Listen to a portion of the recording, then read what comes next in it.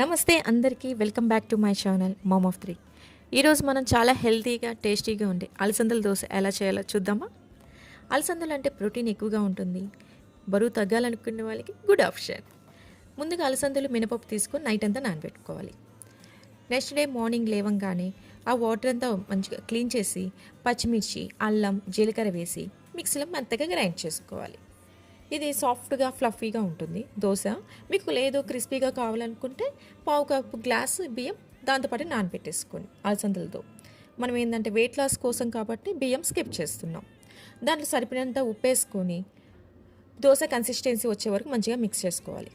కలుపుకున్న దోశ పెనం వేడి చేసి దాని మీద దోశలాగా వేసుకోవాలి. దీనికి ఎటువంటి ఫర్మెంటేషన్ అవసరం లేదండి. ఇది హెల్దీ రెసిపీ, పిల్లలు కూడా తినొచ్చు. అంచులకి కొద్దిగా నూనె వేసి కాల్చాలి. చూడండి ఎంత బాగుందో, గోల్డెన్ కలర్లో వచ్చేసింది.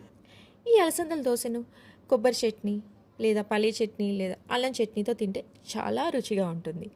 మరిన్ని ఇట్లాంటి హెల్దీ రెసిపీస్ కోసం మామ్ ఆఫ్ 3ని సబ్స్క్రైబ్ చేసుకోండి. Thank you.